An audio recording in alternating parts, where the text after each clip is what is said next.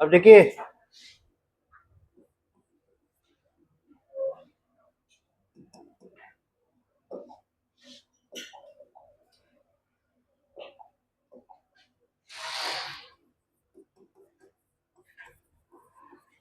Mitochondria, इसका हम लोग डिस्क्रिप्शन देखे, एक छोटा सा पार्ट हम लोग अगर ड्रॉ करके रखे ताकि हम लोग को ध्यान में रहे क्या क्या हिस्सा था इस पे। Like this it was going on, और यहाँ पे इस तरीके से स्ट्रक्चर्स बने हुए थे, है ना। तो ये था आउटर मेम्ब्रेन,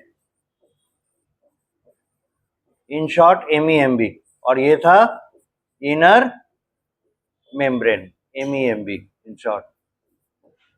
इसका मतलब है पहला स्टेटमेंट इसके बारे में दे सकते हैं, डबल मेम्ब्रेनस स्ट्रक्चर है, it is a double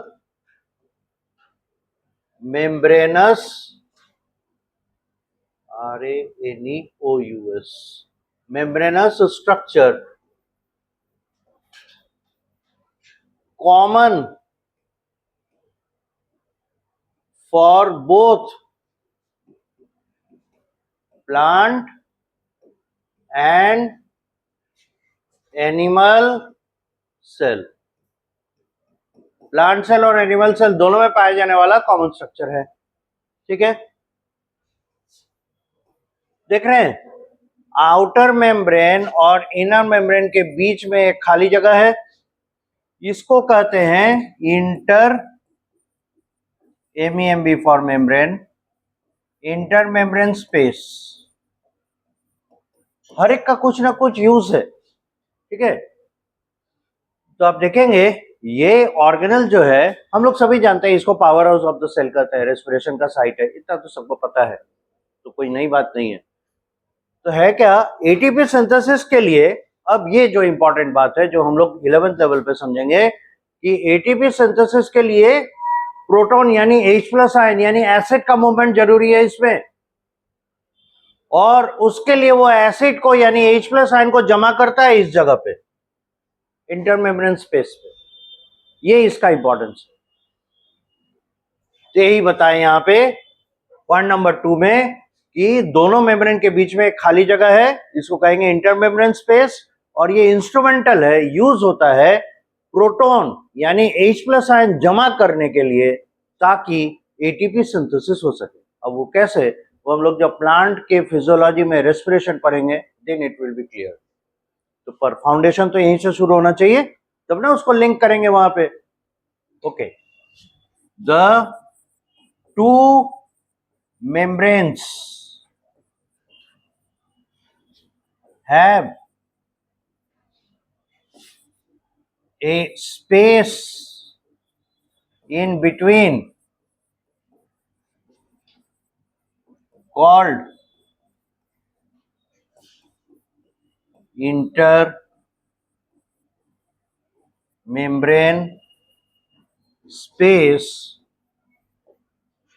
used during ATP synthesis,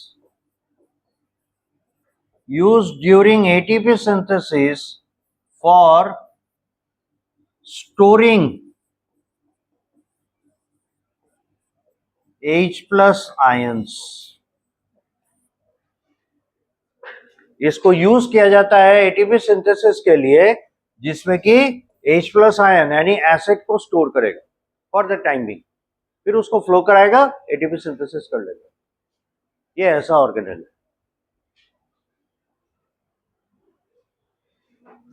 ठीक है। उसके बाद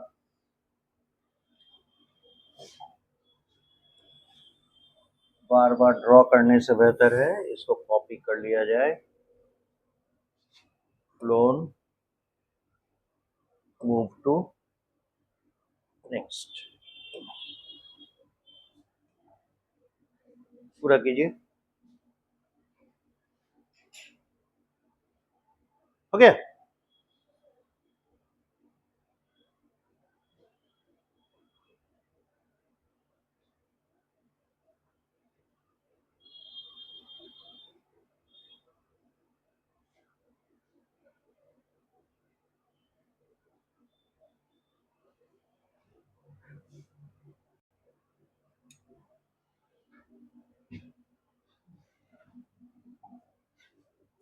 अब फिर यहां देखिए, ये तो इनर मेम्ब्रेन है ना, ये वाला हिस्सा इनर मेम्ब्रेन है।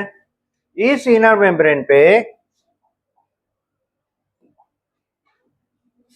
एक खास बात देखते हैं क्या, कि जगह जगह पे ये अंदर के तरफ है ना फोल्डेड है, राइट। और इस इनर मेम्ब्रेन के अंदर भी एक जगह है, आउटर मेम्ब्रेन और इनर मेम्ब्रेन के बीच में एक स्पेस है, इसको इंटर मेम्ब्रेन स्पेस कहा गया। अब इनर मेम्ब्रेन के अंदर जो जगह है इसको कहते हैं मैट्रिक्स, ठीक है।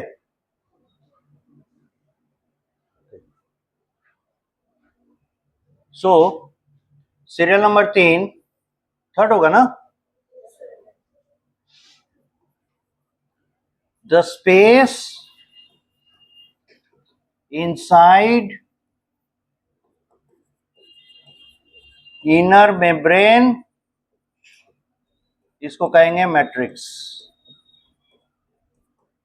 अब हम लोग बताएंगे inner membrane is inward folded towards matrix, matrix की तरफ अंदर की ओर मुड़े हुए रहते हैं inner membrane. The inner membrane has foldings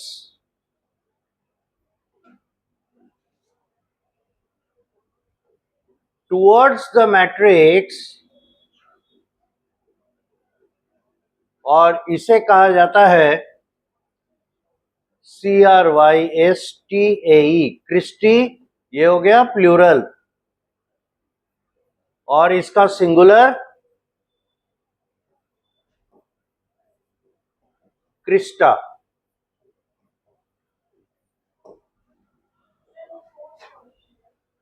नहीं, इसी का कंटिन्यूशन है, इनर मेम्ब्रेन से ही रिलेटेड है, इसीलिए।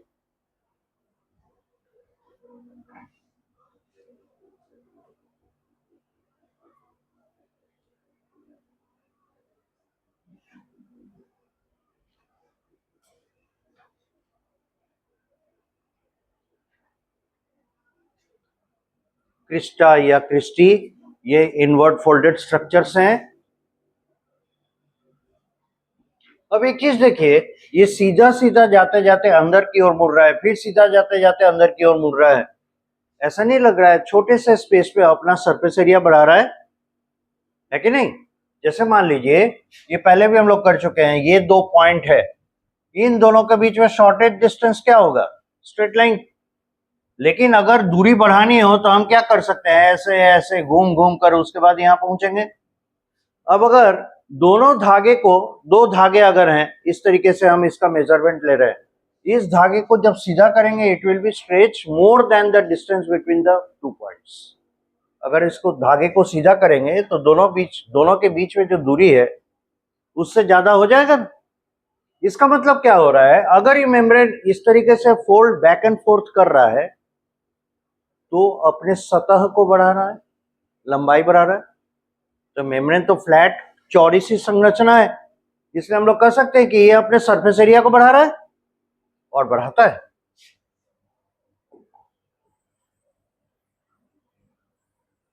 तो अब सवाल ये उठता है, सेल के अंदर में कोई भी अगर स्ट्रक्चर है उसका कुछ ना कुछ पर्पस है, बिना मतलब का कोई काम नहीं होता है यहां। तो अगर इसने अपने सरफेस एरिया को बढ़ाए तो क्या काम कर सकता है, क्या बेनिफिट मिलेगा? वही बेनिफिट मिलेगा जो काम ये करता होगा। तो इनर मेम्ब्रेन करता क्या है, यही है साइड जहां से एटीपी सिंथेसिस होता है। एक्चुअली एटीपी सिंथेसिस के लिए यहां पे जो देख रहे हैं ना, ये प्रोटीन कॉम्प्लेक्सेस लगे हुए हैं, जिसे हम लोग पिछले क्लास में डायग्राम में मेंशन भी किए, रेस्पिरेटरी प्रोटीन कॉम्प्लेक्सेस। तो ये हेल्प करते हैं इलेक्ट्रॉन के मूवमेंट को, हेल्प करते हैं प्रोटॉन के मूवमेंट को, और ये ऑक्सीडेशन रिडक्शन रिएक्शन के लिए साइट देता है।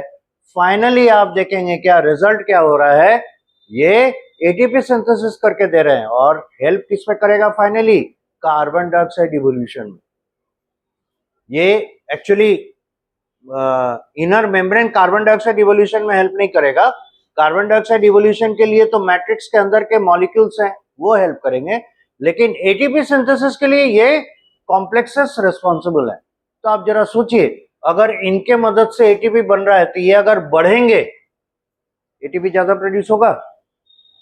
जो काम है, काम करने के लिए अगर जगह बढ़ेगा तो काम ज्यादा होगा ना। So that is why it is increasing its surface area by inward foldeds. Serial number 4, the cristae are the sites having protein complexes needed for ATP production. Needed for ATP production by electron and H plus ion transport. Electron and H plus ion transport. तो अगर ये अपना surface area बढ़ाता है तो ATP synthesis और उसके लिए इलेक्ट्रॉन एंड प्रोटॉन ट्रांसपोर्ट का स्कोप बढ़ा देगा, है कि नहीं। So by increasing, upward arrow मतलब यहां शॉर्ट में इंक्रीज करना। So by increasing the surface area, the inner membrane becomes able to produce more ATP, जो कि एनर्जी इक्विवेलेंट है।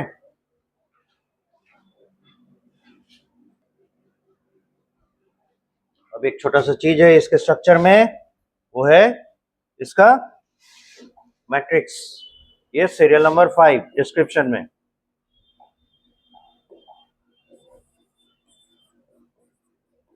मैट्रिक्स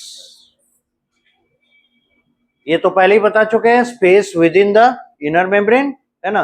इनर मेम्ब्रेन के अंदर का खाली जगह मैट्रिक्स है। इसका काम क्या है, यही वो जगह है जहां कार्बन डाइऑक्साइड प्रोड्यूस होता है।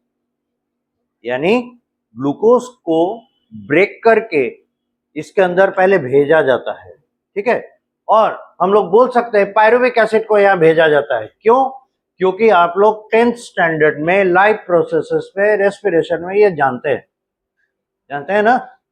रेस्पिरेशन कितने तरह के होते हैं?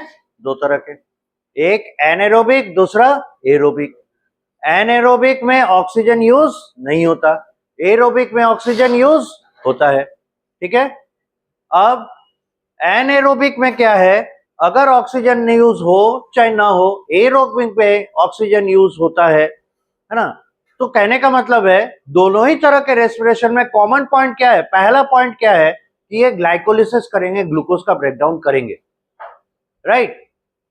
डोर थोड़ा बंद कर दीजिए। तो दोनों में कॉमन है कि ग्लाइकोलिसिस तो ऑब्वियसली होगा, और ग्लाइकोलिसिस मतलब ग्लूकोज का breakdown.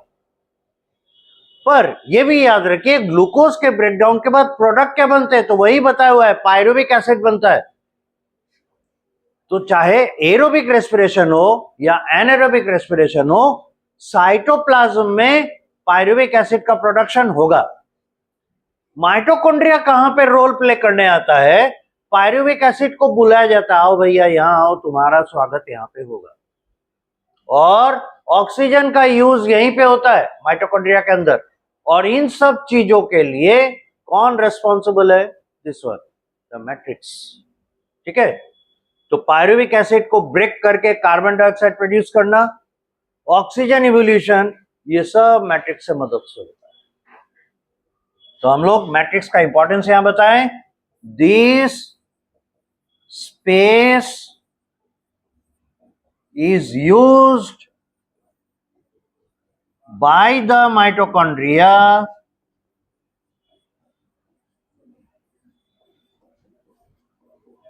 to use oxygen, produce carbon dioxide and break down pyruvic acid from glycolysis. तो मैट्रिक्स इनर माइटोकॉन्ड्रियल मेम्ब्रेन के अंदर का जगह है, ये यूज करेगा ऑक्सीजन, ये प्रोड्यूस करेगा कार्बन डाइऑक्साइड और ये ब्रेक करेगा पायरुविक एसिड, जिसका कि रिजल्ट एनर्जी जनरेशन यानी अल्टीमेटली एटीपी प्रोडक्शन है। यहां तक नोट कीजिए।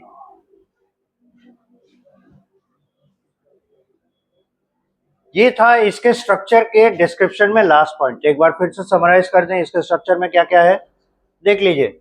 आउटर मेम्ब्रेन, फिर ये इनर मेम्ब्रेन, दोनों मेम्ब्रेन के बीच में एक गैप जिसको कहते हैं इंटर मेम्ब्रेन स्पेस। ठीक है, अब एक बात और बताना है, आउटर मेम्ब्रेन जो अच्छा ये फंक्शन में भी आएगा, आउटर मेम्ब्रेन लगभग सभी मॉलिक्यूल को वेलकम करता है, यानी ये बहुत ज्यादा सिलेक्शन नहीं करता है किसको अंदर आने देना है किसको नहीं देना है, दैट इज राइट ऑफ। लेकिन इनर मेम्ब्रेन बहुत ज्यादा सिलेक्टिव है, ये गिने चुने मॉलिक्यूल्स को ये एंटर करने देता है मैट्रिक्स में, बाकी को नहीं, ये इसका नेचर है। आउटर मेम्ब्रेन और इनर मेम्ब्रेन दो मेम्ब्रेन है जरूर, लेकिन दोनों का नेचर थोड़ा अलग है, पहली बात। दूसरी चीज, दोनों मेम्ब्रेन के खाली जगह को, बीच के खाली जगह को हम लोग कहते हैं इंटर मेम्ब्रेन स्पेस, और इसका इस्तेमाल क्या किया जाता है, यहां पे प्रोटॉन जमा करते हैं ताकि एटीपी प्रोडक्शन में मदद मिले। ठीक है, प्रोटॉन का दूसरा नाम एसिड है, यानी H+ आयन जमा करता है। तीसरा, ये जो इनर मेम्ब्रेन है जगह जगह पे अंदर की ओर मुड़ा हुआ है, तो अंदर की जगह का नाम क्या है, मैट्रिक्स। ठीक है, इस मैट्रिक्स में फ्लूइड भरा हुआ रहता है, तो इस मैट्रिक्स के तरफ इनर मेम्ब्रेन फोल्डेड रहता है और इसको हम लोग कहते हैं क्रिस्टी। जगह जगह पे, हर जगह मुड़ा मन नहीं रहता। जिससे फायदा क्या हो रहा है, अपना सरफेस एरिया बढ़ा लेता है। तो सरफेस एरिया बढ़ाया, बेनिफिट क्या होगा, जो फंक्शन करने के लिए आए उस फंक्शन के लिए ज्यादा स्पेस मिल जाएगा। तो क्या काम करता है देख रहे हैं, रेस्पिरेटरी कॉम्प्लेक्सेस रखता है, और इन रेस्पिरेटरी कॉम्प्लेक्सेस की मदद से ये इलेक्ट्रॉन ट्रांसपोर्ट, H+ आयन का ट्रांसपोर्ट और अल्टीमेटली एटीपी सिंथेसिस कर लेता है। यानी एटीपी प्रोडक्शन के लिए उन कॉम्प्लेक्सेस का होना जरूरी है। तो मोटी बात क्या निकलती है, जितना ज्यादा क्रिस्टी होगा उतना ज्यादा एटीपी प्रोडक्शन में मदद मिलेगा, क्योंकि सरफेस एरिया बढ़ा ले रहा है।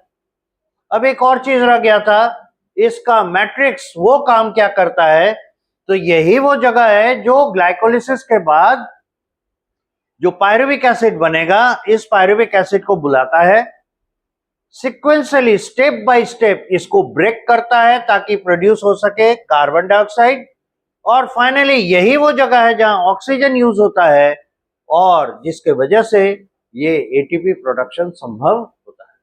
ठीक है, तो मोरलेस इसके स्ट्रक्चर के साथ इसके फंक्शंस एसोसिएटेड है, देख चुके। आगे बढ़ सकते हैं। Okay, now the functions of mitochondria.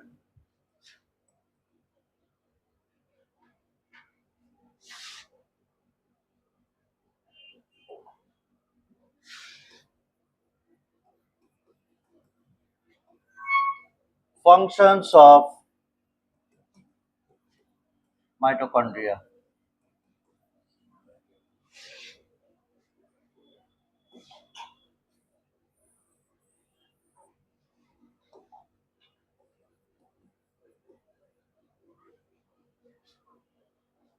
पहला, site of respiration.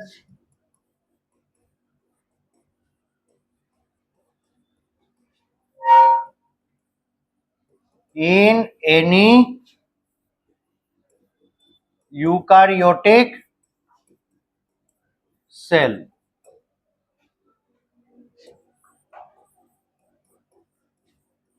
Exception fungi. उसमें माइटोकॉन्ड्रिया के होने के एविडेंसेस तो कुछ हैं, लेकिन वो एरोबिक रेस्पिरेशन नहीं करता, वो माइटोकॉन्ड्रिया यूज नहीं करता रेस्पिरेशन के, इसलिए एक्सेप्शन में उसे रखा जाता है। हालांकि यूकैरियोटिक सेल की कैटेगरी में आएंगे, न्यूक्लियस उसके पास है। Point number 2,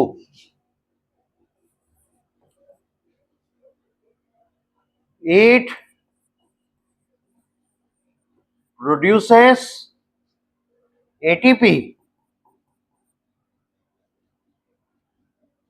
and uses oxygen along with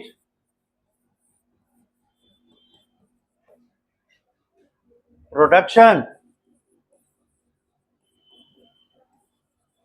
of carbon dioxide. तो रेस्पिरेशन का प्रोडक्ट एटीपी है, ये इसके द्वारा प्रोड्यूस किया जाता है, ऑक्सीजन यूज करेगा, कार्बन डाइऑक्साइड यही प्रोड्यूस करता है। अगर माइटोकॉन्ड्रिया हटा दिया जाए तो एटीपी थोड़ा ही सा प्रोड्यूस होगा साइटोप्लाज्म में, बाकी ऑक्सीजन यूज नहीं होगा, कार्बन डाइऑक्साइड प्रोड्यूस नहीं होगा। ठीक है। सीरियल नंबर 3, सेल के अंदर फैट डाइजेशन का यही साइट होता है। It is the site of fats digestion for ATP production.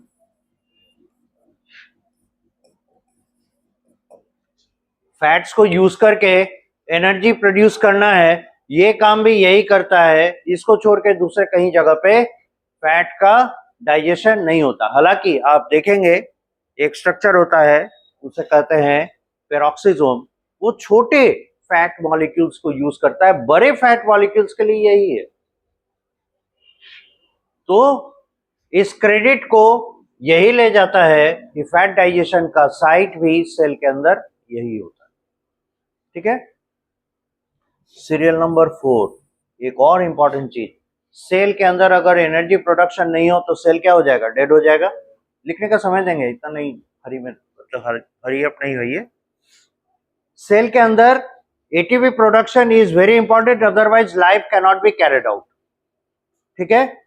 तो अगर सेल इस कंडीशन में पहुंच गया कि इट इज डैमेज और कहीं डिस्ट्रॉयड बियॉन्ड रिपेयर, ऐसे स्थिति में पहुंच गया कि इसका रिपेयर पॉसिबल नहीं है, तो वैसे स्थिति में सेल को किल करना होगा। तो शुरुआत कहां से करेंगे? This is the one. सबसे पहले किसी सेल को अगर मारना होता है, हमारा बॉडी ये काम करता है, जो एजिंग सेल्स हैं तो वो फंक्शन नहीं कर पा रहे, तो वो क्या हो जाएगा? एक लायबिलिटी हो जाएगा, एक बोझ बन जाएगा। इस बोझ को हटाना है ताकि न्यू सेल्स आ सके। तो वैसे में अगर उस सेल को किल करना है, कहां से शुरुआत होगा? It's mitochondria is to be digested. और इसका लिंक कहां से जा रहा है? लाइसोसोम। तो lysosome will be instrumental. It will destroy the mitochondria first so that the cell collapse and then sequentially एक एक करके उसके सारे कंपोनेंट डाइजेस्ट करके उन मटेरियल्स में बदल दिया जाता है जो कि दूसरा सेल यूज कर ले, कुछ बचेगा ही नहीं वेस्ट के रूप में। समझ गए? इस तरीके से तो माइटोकॉन्ड्रिया का यहाँ पे यूज क्या है? It is the site required to be digested during program cell death. और प्रोग्राम सेल डेथ वो प्रक्रिया है जिसपे बॉडी या सेल अपने ही को मार लेता है ताकि वो हानिकारक न बने। ठीक है। ये चीज आपको देखने में मिलेगा जब वायरसेस अटैक करते हैं, तब भी माइटोकॉन्ड्रिया जनरेटेड डिस्ट्रक्शन होता है। बहुत सारे कैंसरस सेल्स हैं, उनकी भी किलिंग के लिए यहीं से शुरुआत होती है। ठीक है। तो चौथा function, it is the target of programmed cell death, that is a systematic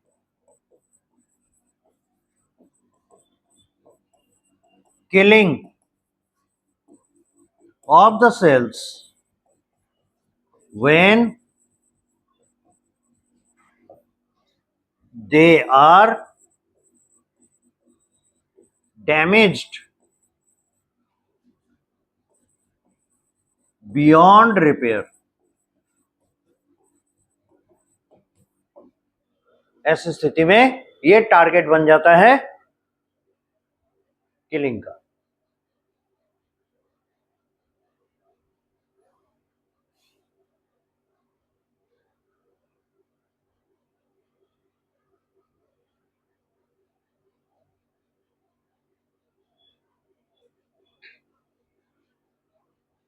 हो गया.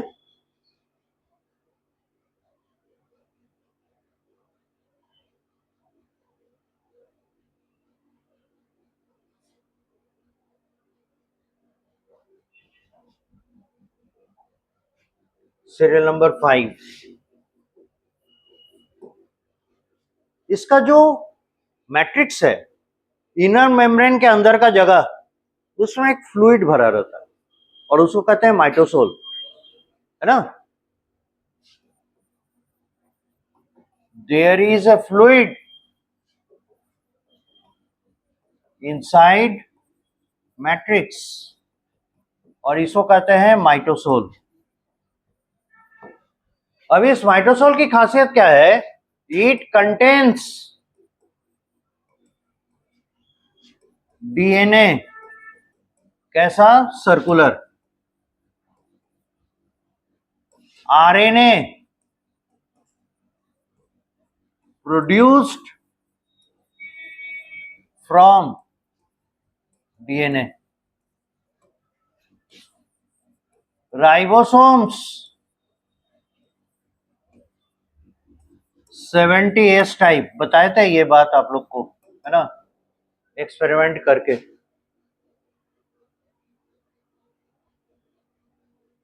So therefore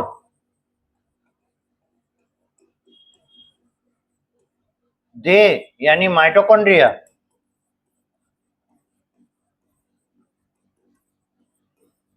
are able to synthesis their own protein. सब कुछ अवेलेबल है. राइबोसोम है, आरएनए है, डीएनए है. अपने जरूरत का प्रोटीन खुद बना ही लेगा क्योंकि राइबोसोम का काम है प्रोटीन सिंथेसिस. और अगर राइबोसोम वहां उपस्थित है, they are manufacturing their protein. ठीक है.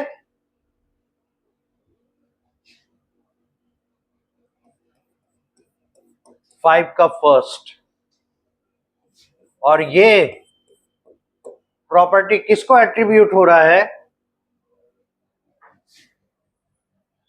मैट्रिक्स कम माइटोसोल को. मैट्रिक्स के अंदर जो फ्लूइड है माइटोसोल, उस फ्लूइड के वजह से इसे ये कैपेसिटी मिल रही है कि ये अपना प्रोटीन सिंथेसिस खुद कर सके. दूसरा, इसके पास डीएनए है और इसीलिए ये अपना डिवीजन भी कर सकता है. और इसका डिवीजन बिल्कुल वैसा ही होता है जैसा बैक्टीरिया डिवाइड करता है. ठीक है. So it can divide two increase its number as it has DNA and the division is similar to the division in bacteria.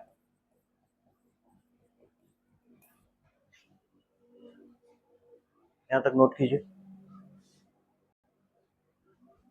अब कुछ इंटरेस्टिंग बातें यहां देखिए. ये डीएनए रखता है और डीएनए कैसा है? सर्कुलर है. डीएनए है तो आरएनए प्रोड्यूस कर लेता है. राइबोसोम है तो कैसा? 70S type. और खास बात देखिए, इसका जो डिवीजन है similar to division in bacteria, ये सब क्या इंडिकेट कर रहा है? कुछ हिंट क्या पता चल रहा होगा? तो यही प्रूफ करता है कि ये इनिशियली एक बैक्टीरिया था, पर बहुत पहले क्या हुआ, जो यूकैरियोटिक सेल्स हैं उसने इसे निगल लिया। ठीक है, निगलने के बाद क्या हुआ, अब इसका जो जीन है, इसका जो डीएनए है, वो पार्ट बन गया किसका? यूकैरियोटिक सेल के डीएनए का, और फिर यूकैरियोटिक सेल का डीएनए इसे प्रोड्यूस करने लगा। इस तरीके से यूकैरियोटिक सेल के अंदर का एक स्पेशलाइज्ड बैक्टीरियल पार्ट बन गया माइटोकॉन्ड्रिया। अब इसीलिए इसे हम लोग एक बैक्टीरिया जो कि यूकैरियोटिक सेल के अंदर पाया जाता है वैसे हम लोग ट्रीट करते हैं। आप ऐसे कर लीजिए, ये एक प्रोकैरियोटिक सेल है जो कि यूकैरियोटिक सेल के अंदर कोहैबिटेशन में रहता है। यहाँ कोहैबिटेशन कहने का मतलब हुआ कि अगर माइटोकॉन्ड्रिया यूकैरियोटिक सेल के अंदर पाया जा रहा है तो दोनों को फायदा है, माइटोकॉन्ड्रिया को भी फायदा है और यूकैरियोटिक सेल को भी फायदा है। कैसे? यूकैरियोटिक सेल एटीपी प्रोड्यूस कर रहा है इसके मदद से, जिससे उसे लाइफ के लिए एनर्जी मिल रहा है। और इसे क्या बेनिफिट है? इससे ये बेनिफिट है, ये कई प्रोटीन्स के लिए, कई इंपॉर्टेंट मॉलिक्यूल्स के लिए यूकैरियोटिक सेल के न्यूक्लियस और साइटोप्लाज्म पर डिपेंडेंट है, यानी उन चीजों को ये मंगाता है। और ये आप कैसे कर सकते हैं? क्या आप इसके बारे में पहले पढ़े? ये बताया जा चुका है। आप अगर गोल्जी कॉम्प्लेक्स के फंक्शंस को देखेंगे जो अभी समाप्त हुआ है, उसमें दिया गया है, टारगेट करता है पैकेज्ड मटेरियल्स को डिफरेंट इंट्रासेलुलर टारगेट्स, गोल्जी पर भेजता है, माइटोकॉन्ड्रिया पे भेजता है, क्लोरोप्लास्ट पे भेजता है, लाइसोसोम खुद बना रहा है, न्यूक्लियस को भेजता है। यानी गोल्जी कॉम्प्लेक्स के मदद से जब इसे कुछ मटेरियल मिल रहे हैं तो अल्टीमेटली कौन इसे दे रहा है? न्यूक्लियस दे रहा है। इसलिए अपने कुछ प्रोटीन्स के लिए ये डिपेंडेंट है न्यूक्लियस के ऊपर, बाकी डिवीजन भी खुद कर लेता है, लेकिन जब सेल डिवीजन हो रहा होगा तब माइटोकॉन्ड्रिया का डिवीजन रुक जाता है। यानी एक तरह का इसके ऊपर एक कंट्रोल है न्यूक्लियस का। ठीक है, तो अपना ऑटोनॉमी दिखाता भी है, अलोंग साइड ये डिपेंडेंट भी है न्यूक्लियस के ऊपर, और इसीलिए इसे हम लोग सेमी ऑटोनोमस ऑर्गेनेल कहते हैं। साथ ही साथ इसे हम लोग कहते हैं एंडोसिम्बायोन्ट। अब दो टर्म आए, बारी बारी से देखेंगे।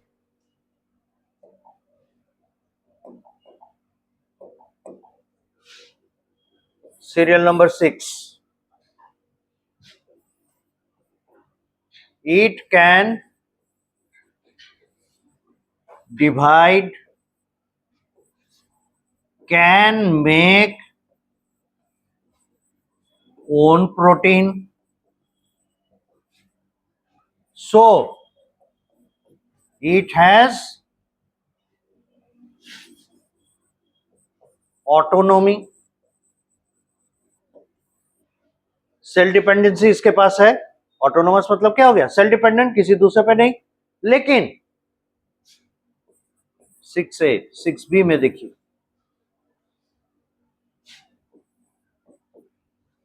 it is dependent on nucleus for some proteins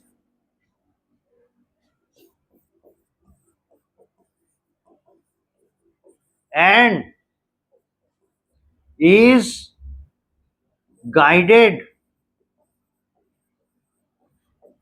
for division also। जब न्यूक्लियस इसको आदेश देगा तब ये डिवाइड करेगा, नहीं तो नहीं करेगा। डिवाइडिंग कैपेसिटी है, पर ये कैपेसिटी शो कब करेगा? जब ये न्यूक्लियस से हरी झंडी देखेगा। मतलब हमारे पास आर्मी है, आर्मी को देश की सुरक्षा करने का अधिकार है, आर्मी को दूसरे देश में चढ़ाई करने का भी अधिकार है, लेकिन ये अधिकार कब इस्तेमाल करेगा? जब गवर्नमेंट की तरफ से परमिशन मिलेगा। ऐसे थोड़े है जब चाहे जहां जाए घुस जाएगा, ऐसा तो नहीं है। तो सिमिलर टू दैट, तो ये हो गया ऑटोनॉमी लेकिन रिस्ट्रिक्टेड, और इसी को कहते हैं सेमी ऑटोनोमस स्टेटस। हेंस, ये बहुत इंपॉर्टेंट लाइन है, दे आर सेमी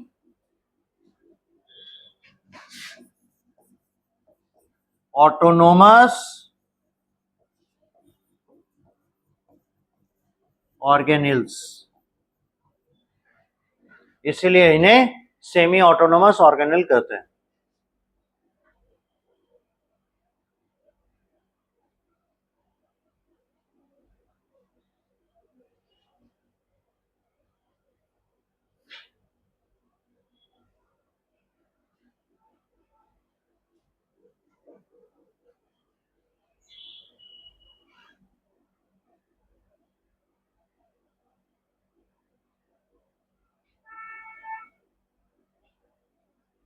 हो गया?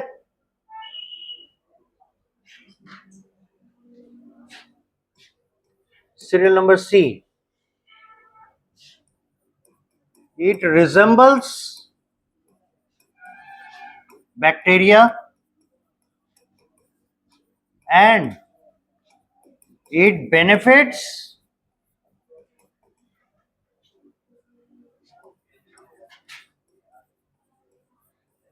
eukaryotic cells and it gets benefit from the eukaryotic cell।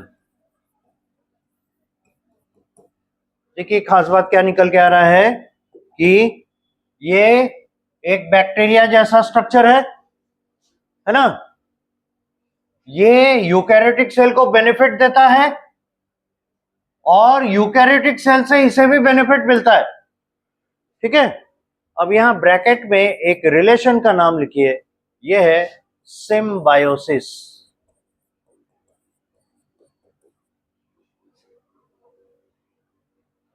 Symbiosis मतलब होता है a relation between two different relation between two organisms,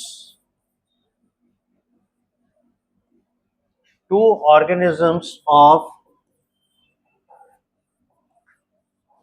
different species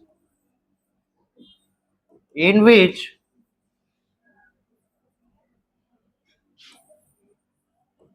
one is benefited by the other and same for the second two। इसका मतलब हुआ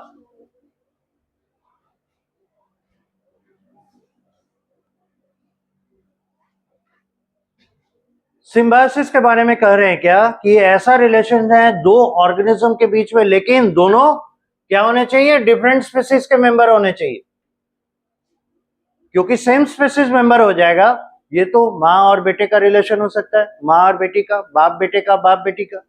तो दो अलग organism है लेकिन स्पीसीज तो सेम है और दोनों एक दूसरे को बेनिफिट भी पहुंचाते हैं।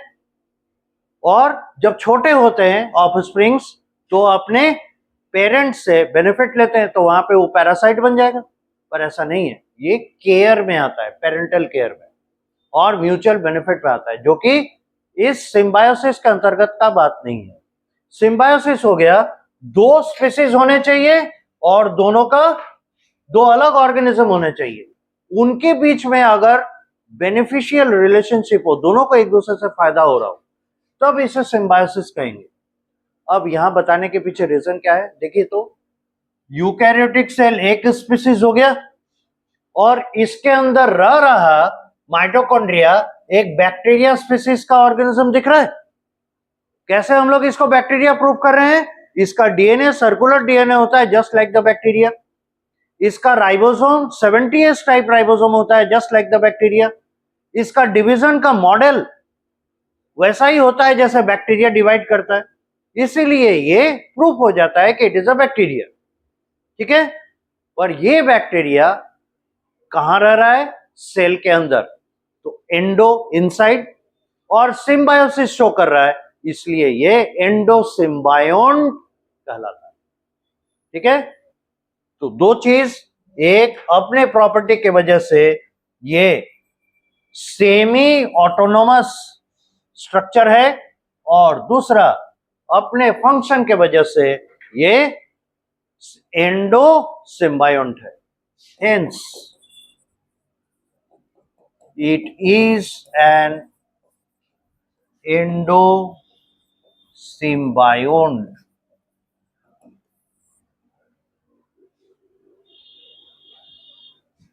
यही है माइटोकॉन्ड्रिया का क्लोजिंग लाइन।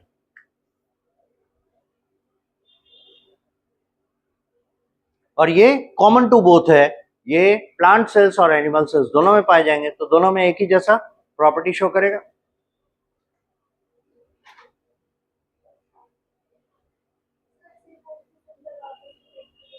उसमें बात कर रहे थे तो नहीं समझ में आया ना?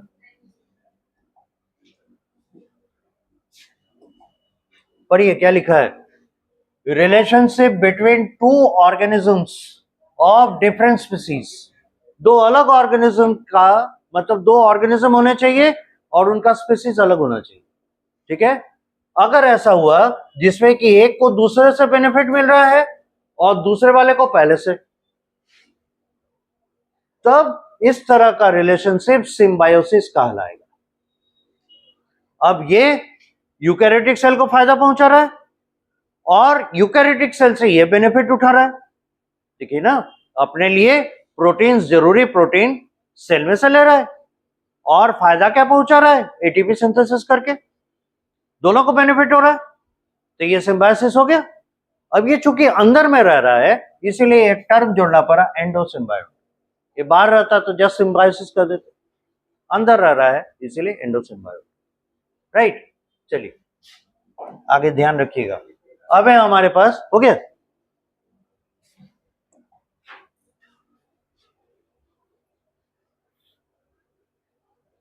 नेक्स्ट स्ट्रक्चर जो हम लोग देखेंगे वो है plastid.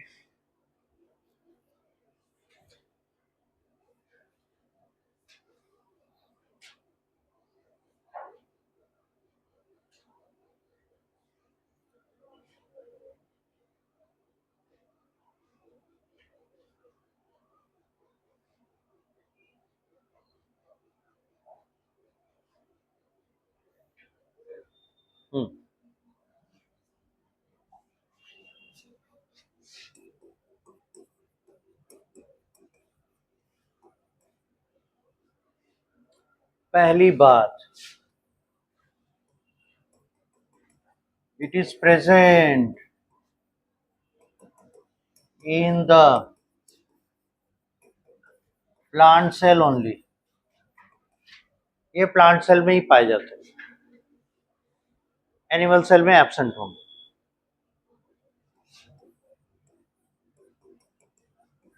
It is a double membranous structure। ये दो मेम्ब्रेन से घिरी हुई संरचना। और तीसरा सबसे इंपॉर्टेंट, इट इज क्लासिफाइड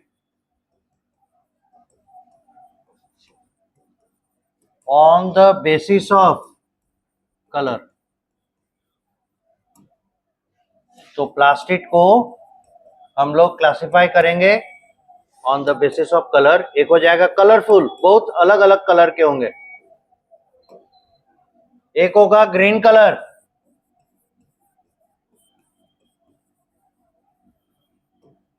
और एक होगा कलरलेस। या इसी को व्हाइट कर सकते हैं, व्हाइट कलर। 3 पार्ट में डिवाइड किया गया है और ये इनके कलर के आधार पे, ठीक है। जो कलरफुल है इसको कहते हैं क्रोमोप्लास्ट,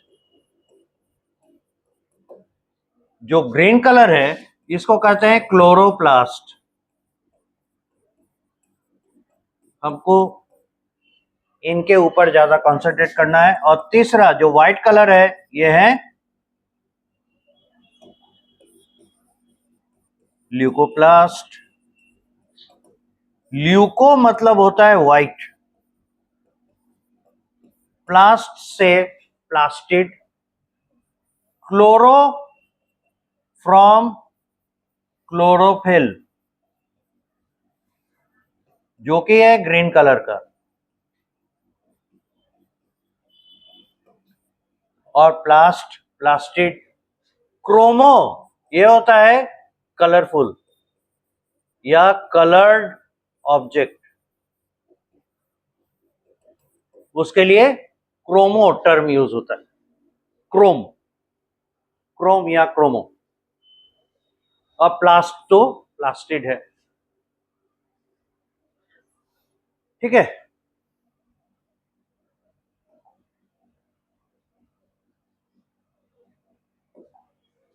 यहीं पे इनके बारे में थोड़ा और डिस्कशन कर लें। ये क्रोमोप्लास्ट जो है they produce colour in the petals for pollination। Pollination के लिए, पॉलन ग्रेन का स्टिग्मा पे ट्रांसफर के लिए ये प्लांट्स के जो फ्लावर में पिटल्स होते हैं उनको कलरफुल बनाते हैं। क्लोरोप्लास्ट दे डू फोटोसिंथेसिस,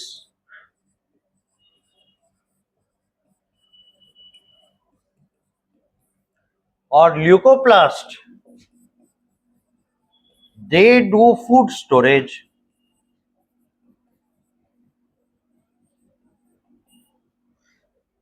इस तरीके से इनके अगर कलर अलग अलग हैं जिनके वजह से इनके नाम अलग हुए तो इनके फंक्शन भी अलग हैं।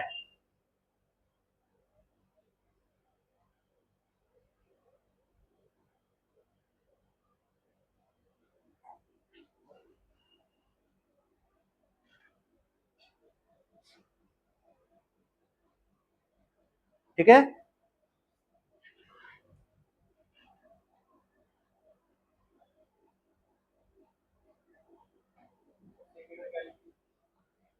दे डू फोटोसिंथेसिस और ये फूड स्टोर करते हैं।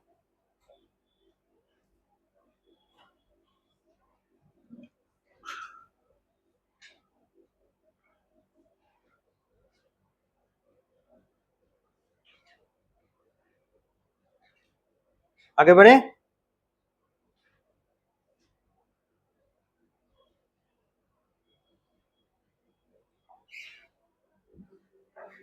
अब देखिए स्टोर्ड फूड जो है ये हो सकता है स्टार्च, ये हो सकता है फैट्स एंड ऑयल, और ये हो सकता है प्रोटीन। 3 तरह के हो सकते हैं। तो जो ल्यूकोप्लास्ट स्टार्च स्टोर करेगा उसे कहेंगे एमाइलोप्लास्ट, ठीक है। यहां एमाइलो टर्म कहां से आया? एमाइलोज से, और एमाइलोज है ए काइंड ऑफ स्टार्च, और इसीलिए स्टार्च स्टोर करने वाले ल्यूकोप्लास्ट को हम लोग एमाइलोप्लास्ट कहते हैं।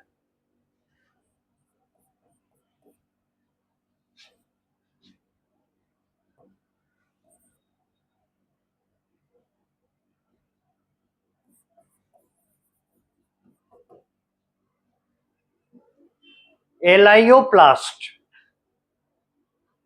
ये ऑयल एंड फैट स्टोर करने वाले ल्यूकोप्लास्ट को कहते हैं।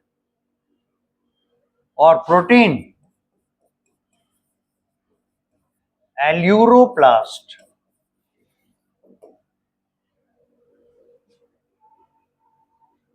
क्या है? एल्यूरोन ग्रैन्यूल, ये अनदर नेम है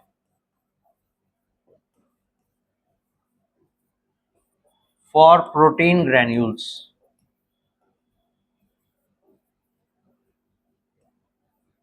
और वहां से ये नाम आया एल्यूरो।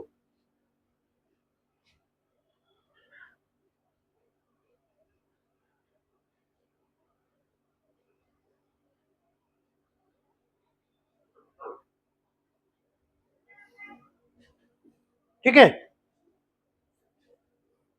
इतना ध्यान रखना है।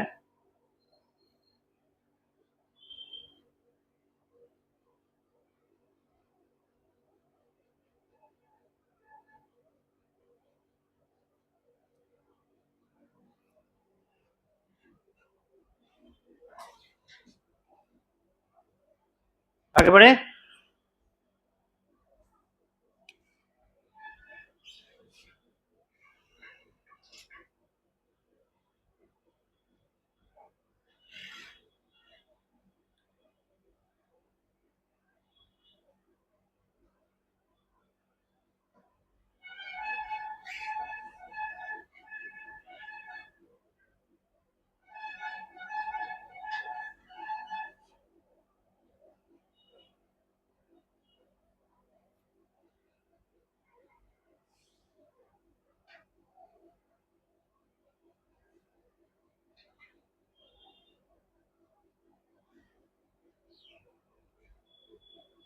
ओके,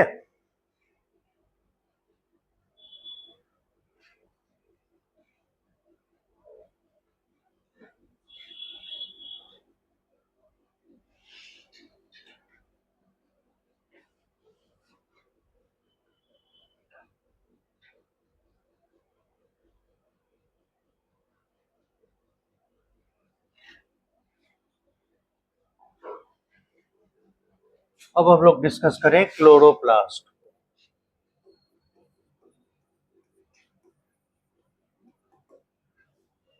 तो ये भी बड़े छोटे स्ट्रक्चर हैं और इनका भी डिटेल देखने के लिए हम लोग को डिपेंड करना पड़ता है इलेक्ट्रॉन माइक्रोस्कोप पे।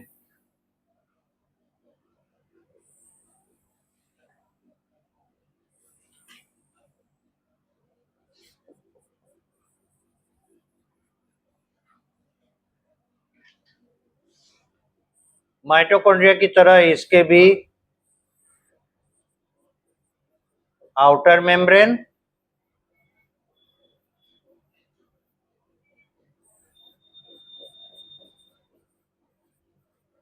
इनर मेम्ब्रेन और है इंटर मेम्ब्रेन। यहाँ जगह नहीं हो रहा है, थोड़ा सा ऊपर कर दें इसको।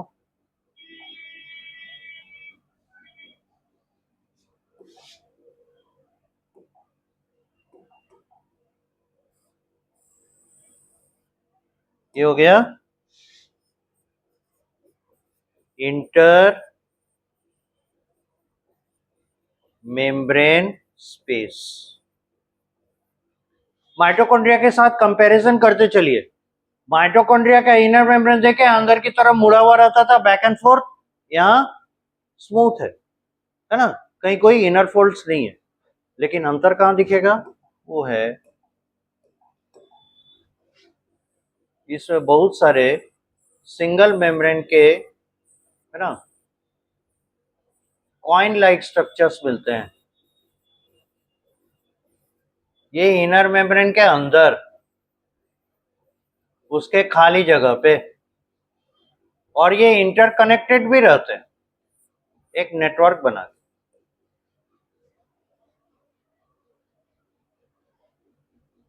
अब इनर मेम्ब्रेन के अंदर जो जगह है इसको कहा जा रहा है स्ट्रोमा, और यहां रहता है फ्लूइड ऑफ स्ट्रोमा।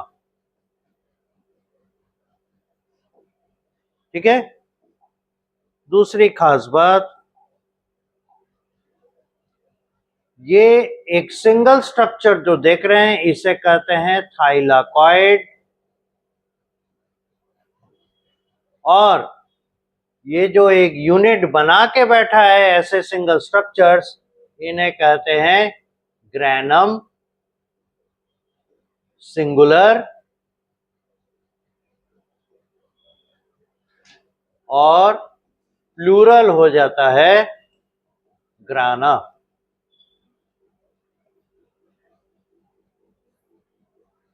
और ये जो आप कनेक्शंस देख रहे हैं इन्हें कहते हैं stroma,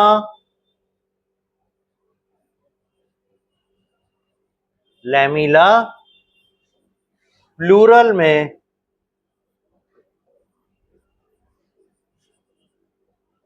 stroma lamellae.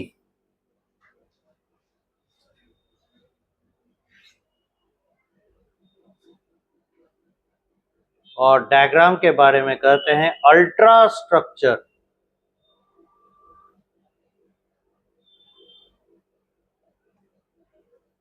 Of A chloroplast.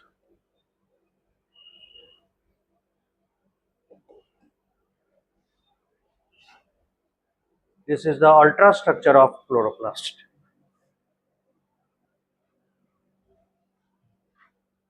यहां इसके स्ट्रक्चर और माइटोकॉन्ड्रिया के स्ट्रक्चर में हम लोग को क्या क्या सिमिलरिटी मिल रहा है, काउंट करते चलिए। पहला, दोनों डबल मेम्ब्रेनस है, और जब आप मेम्ब्रेन का नेचर जानेंगे तो आपको दोनों में सिमिलरिटी दिखेगा। इसका भी आउटर मेम्ब्रेन बहुत इजीली परमिएबल है, बहुत सारे मॉलिक्यूल्स को अलाउ करता है आने जाने के लिए, लेकिन माइटोकॉन्ड्रिया की तरह इसका भी इनर मेम्ब्रेन बहुत ज्यादा सिलेक्टिव परमिएबल, सभी मॉलिक्यूल्स को अलाउ नहीं करता, बड़े आसानी से इन्हें आने जाने दे देता। ठीक है, तो यहाँ दो लेवल पर सिमिलरिटी दिखा, एक डबल मेम्ब्रेनस और मेम्ब्रेन का नेचर भी सिमिलर। तीसरा खास बात क्या है, यहां भी इंटर मेम्ब्रेन स्पेस है और इनर मेम्ब्रेन के अंदर भी स्पेस है, पर वहां कहते थे मैट्रिक्स, यहां कहते हैं स्ट्रोमा। कहां गया? ठीक है, वहां एक फ्लूइड भरा हुआ रहता था, उसको कहते थे माइटोसोल, यहां स्ट्रोमा का फ्लूइड करके काम चला। ठीक है, आगे देखेंगे इसमें भी लेकिन एटीपी प्रोडक्शन होता है। माइटोकॉन्ड्रिया भी एटीपी प्रोडक्शन करता है, पर वो सेल को चाहिए होता है, सेल को सप्लाई होता है। ये एटीपी जो प्रोडक्शन करता है वो आप फोटोसिंथेसिस पढ़ते समय देखेंगे। ये जो एटीपी सिंथेसिस करता है उसका इस्तेमाल होता है फूड मैन्युफैक्चरिंग, यानी ग्लूकोज प्रिपरेशन फोटोसिंथेसिस के दौरान। तो दोनों का पर्पस अलग है, लेकिन काम बहुत हद तक सिमिलर है। और वहां जैसे आप रेस्पिरेटरी कॉम्प्लेक्सेस देखे हैं, कॉम्प्लेक्स प्रोटीन्स हैं, इनमें भी उस तरह के कुछ कॉम्प्लेक्स प्रोटीन्स होते हैं। ठीक है, और दोनों में फिर सिमिलरिटी है, और दोनों में खास सिमिलरिटी पाइएगा क्या, दोनों ही जगह आपको आयरन और कॉपर मिलते हैं। इन प्रोटीन्स में आयरन और कॉपर रहता है, तो काफी हद तक दोनों में सिमिलरिटी है। और आगे चल के पाएंगे क्या, जैसा स्टेटस यूकैरियोटिक सेल के अंदर माइटोकॉन्ड्रिया पाले हुए है, वैसा ही स्टेटस यूकैरियोटिक सेल के अंदर ये क्लोरोप्लास्ट प्राप्त किया हुआ है। यानी ये भी एंडोसिम्बायोंट है और ये भी सेमी ऑटोनोमस है, और उसके पीछे रीजन है कि ये भी अपने मर्जी मुताबिक डिवाइड कर सकता है, क्योंकि इसके पास भी डीएनए होते हैं, आरएनए होते हैं, और ये खुद का राइबोसोम रखता है। और तो और दोनों का डीएनए सर्कुलर है, just like that the bacteria. और इसीलिए ये एक बैक्टीरिया था जिसे यूकैरियोटिक सेल ने एनगल्फ कर लिया, निगल लिया, और करने के बाद ठीक उसी पद्धति से जैसे कि यूकैरियोटिक सेल में माइटोकॉन्ड्रिया बने आगे के जनरेशन में, यूकैरियोटिक सेल में क्लोरोप्लास्ट बने आगे के जनरेशन। अब जिसने इसे एनगल्फ किया वो प्लांट सेल की कैटेगरी में चला गया, और जिसने इसे एनगल्फ नहीं किया वो एनिमल सेल की कैटेगरी में आ गया। तो ओरिजिन ऑफ यूकैरियोटिक सेल और उसका फर्दर प्रोग्रेस और डिवीजन कैसे हुआ, ये माइटोकॉन्ड्रिया और क्लोरोप्लास्ट को इंटरनलाइज करने के बाद उनके बीच में सेपरेशन हुआ। ठीक है, ये इवोल्यूशन की बातें अभी आपको लग रहा है सर ये बुक में नहीं है, अभी नहीं मिलेगा। आप जब 12th में पढ़ेंगे वहां पर आपको सेकेंड यूनिट का जो 3rd चैप्टर पढ़ने के लिए मिलेगा इवोल्यूशन, वहां का तैयारी हो। एनीवे आगे बढ़े।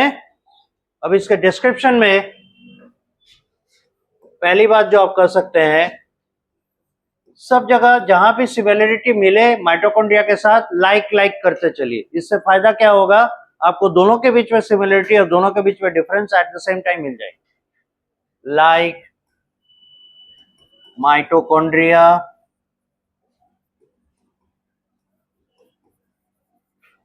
दे हैव, क्या क्या मिल रहा है, आउटर एंड इनर मेम्ब्रेन्स। दूसरा, outer membrane is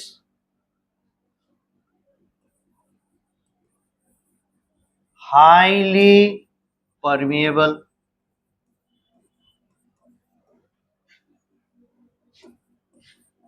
inner membrane is very selectively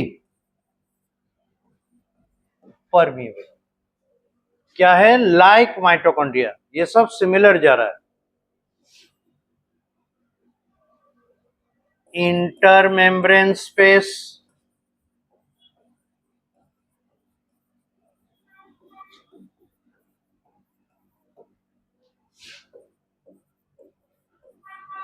inner membrane space,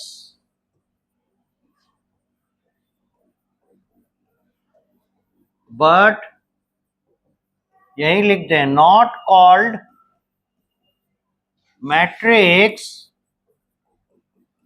but stroma. और उसी की तरह have the inner membrane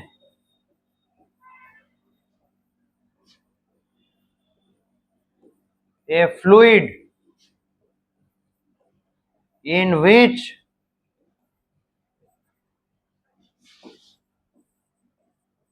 circular DNA, RNA, 70S type ribosomes are found। वहां भी माइटोसोल में मैट्रिक्स के अंदर के फ्लूइड में सर्कुलर डीएनए मिलता था, यहां भी मिल रहा है स्ट्रोमा के फ्लूइड में। आरएनए वहां भी मिलता था, यहां भी मिल रहा है। और आरएनए को बनाया किसने, इसके डीएनए ने। और वहां भी 70S राइबोसोम था, यहां भी 70S राइबोसोम। और ये सब सिमिलर जा रहा है। जो डिफरेंस है, डिसिमिलरिटी है, वो अभी हम लोग नहीं लाए। ठीक है, यहां तक मिला, हो गया, जो पूरा कीजिए।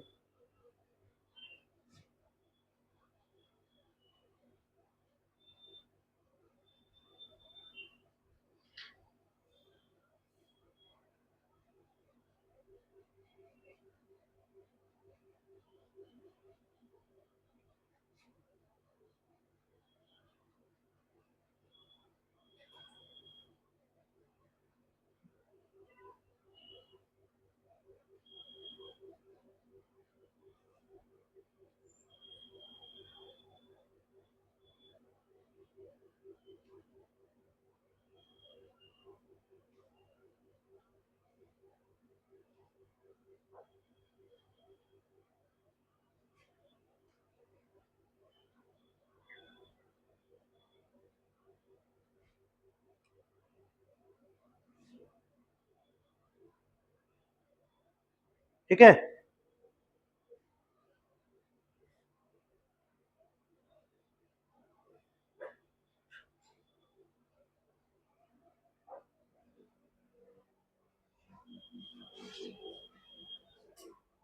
आगे बढ़े।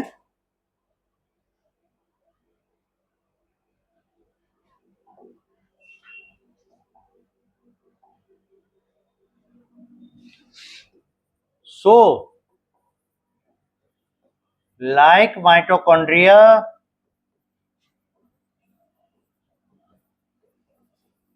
these are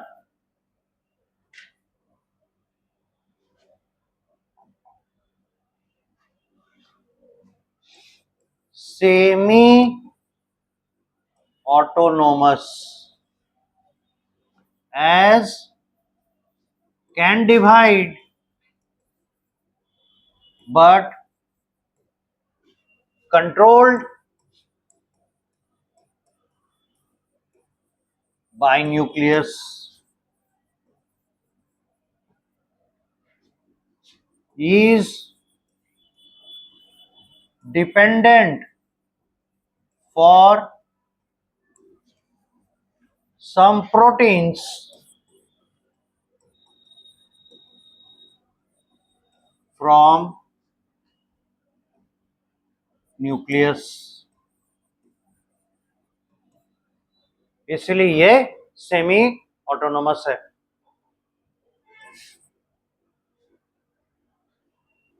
अब देखिए सीरियल नंबर 1 हो गया। अब डिफरेंसेस की तालिका है ना। इनसाइड द इनर मेम्ब्रेन क्या मिल रहे हैं? Single membrane bound structures are stacked, यानी थाक लगा हुआ है, stack one upon another.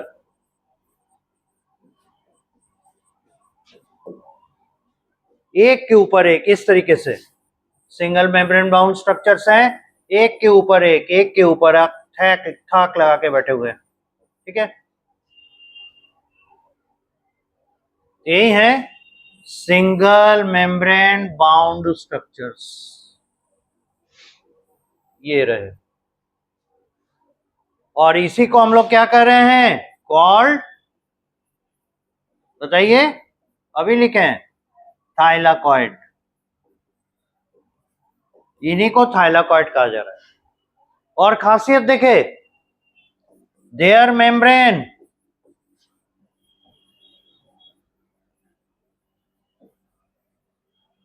There membranes कह दीजिए, देयर मेम्ब्रेन्स हैव क्लोरोफिल,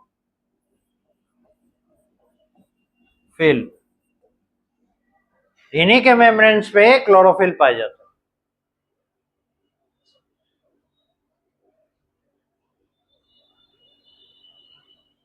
तो क्लोरोप्लास्ट में क्लोरोफिल कहां रहेगा?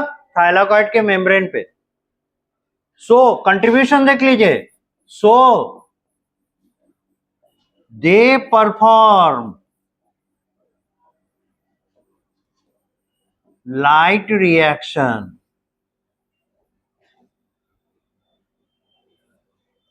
इसलिए फोटोसिंथेसिस का जो लाइट रिएक्शन वाला पार्ट है वो यही परफॉर्म होता है। ठीक है, अब दूसरी चीज,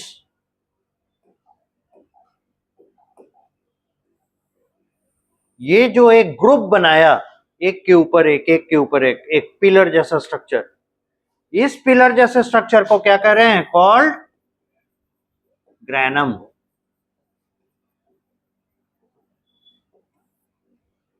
और ग्रैनम क्या है? इंटरकनेक्टेड है। ये भी दूसरा वाला ग्रैनम,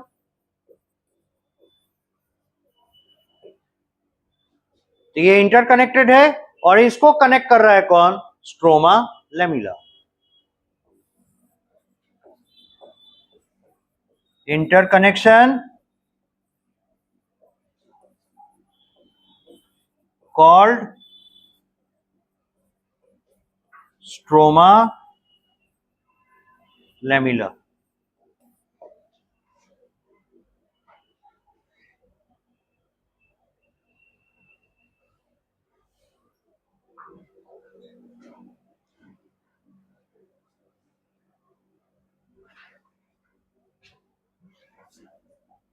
अब देखिए जो स्ट्रोमा है,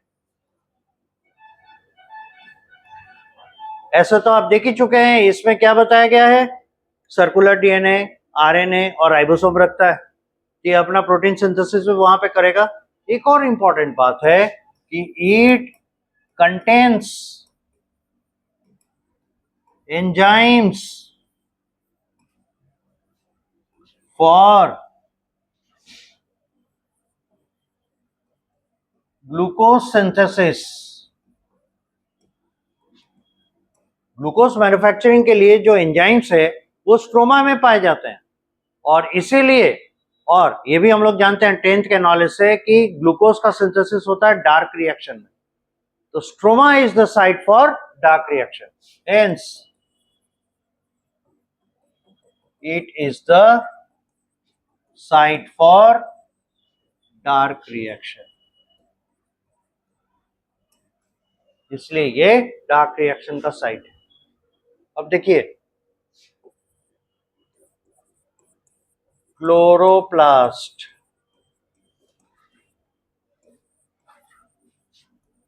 benefits eukaryotic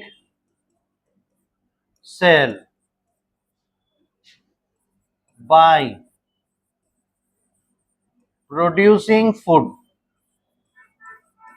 देख रहे हैं ना, ये यूकैरियोटिक सेल को बेनिफिट कैसे पहुंचा रहा है, फूड मैन्युफैक्चर करके। ग्लूकोज क्या है, फूड ही तो है। Chloroplast gets benefit from eukaryotic cell by obtaining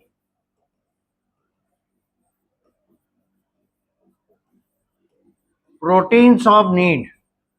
जरूरत का प्रोटीन इसे यूकैरियोटिक सेल से मिल रहा है।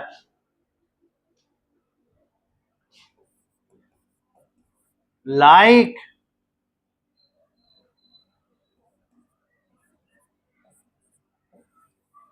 mitochondria, it is also a prokaryotic origin, it is also from a, क्योंकि आरएनए सॉरी इसका डीएनए और राइबोसोम और इसका डिवीजन का मेथड वो बताता है बैक्टीरिया जैसा काम करता है। Hence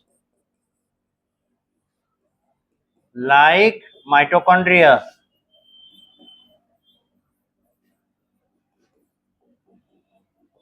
it is an endosymbiont।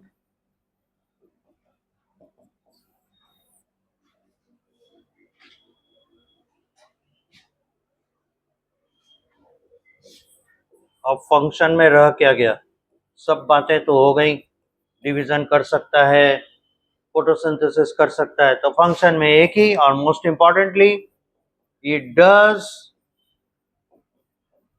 photosynthesis for the cells of plants। बाकी जो भी इंपॉर्टेंट चीज और बच गया होगा क्वेश्चन प्रैक्टिस के दौरान हम लोग को मिलेगा, दैट विल सी दैट। ठीक है, ये रहा क्लोरोप्लास्ट एंड माइटोकॉन्ड्रिया।